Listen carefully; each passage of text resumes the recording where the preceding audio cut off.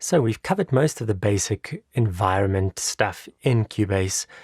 The last thing that I feel like we need to cover before delving more into routing and the control room and templates and mixing would be the different types of tracks as well as the mix console.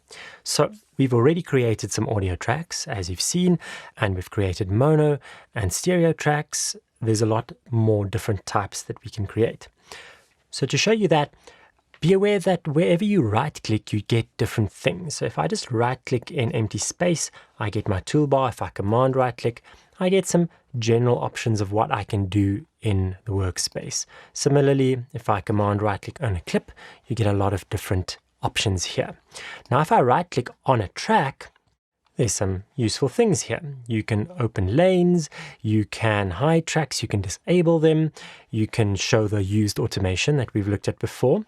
But the one I want to look at is this top add track menu, and you get that menu on its own when you right click on this open space in the track pane. So these gives you all the different track types that you can create. Alternatively, you can go to project add track. And you can see there's a lot of useful track types that you can create in Cubase and Nuendo. Now, the first one I want to look at, other than audio, would be video tracks. If you look at the list here, add video tracks at the bottom. If you drag and drop a video or use the file import video, it will automatically create that video track for you. But just for illustration's sake, let us use one of the tutorials that you've already watched.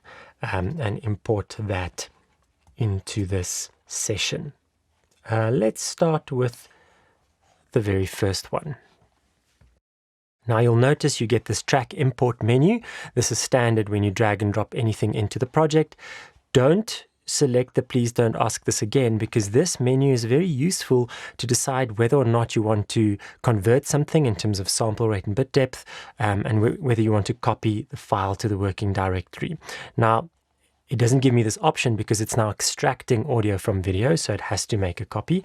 But you can split multi-channel audio files, and especially if you're working with sample rates that are different to your project, you have to convert it, otherwise it's going to play back at the wrong pitch. If you don't convert the bit depth, it still plays it back properly, but you might want to do that for some other reasons. So I'm just going to say OK. Now you can see that it gives me this error that there's a mismatch between my project frame rate and the video frame rates. This is a 25 frames per second video, and the project set up for 30.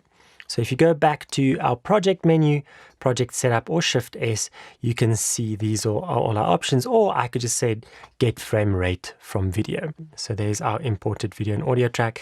And different to Premiere, these aren't automatically merged or linked at all. They are in the same place, but you have to select them both if you want to move them together. I didn't import it at 0, so I'm moving it there.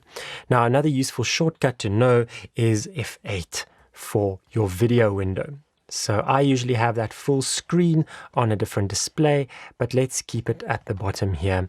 And you can see as I scrub through that, I can either scrub through using the cursor that I drag, or very nicely, if I drag left and right on the video display itself, it scrubs one frame at a time. Now let's just see in settings.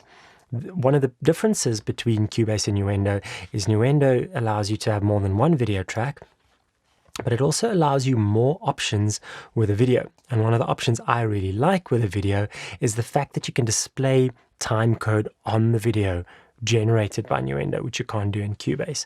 And I usually use that for references, like scrubbing to the frame that I need to communicate with the director.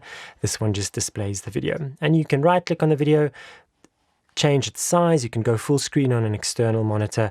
I am going to keep it quite small here for now, just for example's sake. So those are video tracks. You can lock them so that you can't accidentally do something. You can see it snaps back. And if you mute the video, it just doesn't play it back at that point. I've never really muted the video, but those are video tracks. And obviously, if you're working with sound for picture, then video tracks are quite essential. Now, this video is not going into great details in terms of audio editing friendly codecs, but please make sure that you know about this. There's a different type of codec that you need when you're editing picture versus when you're exporting for streaming or for TV versus when you're audio editing. I have mentioned this before. You need something that is not going to use a lot of CPU cycles, even if the file is quite big.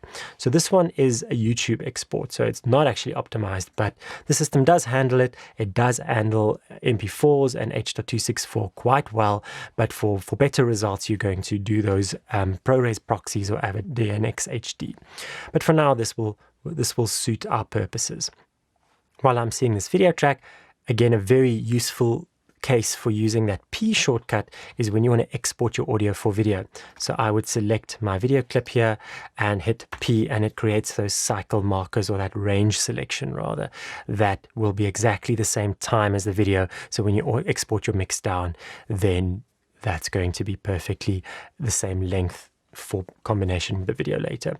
So the latest version or 2 of Nuendo does support video export. This one, Cubase 10, does not support video export like you might be used to in Pro Tools and Reaper, so you need to export your audio mix down to combine with the final video in the online process.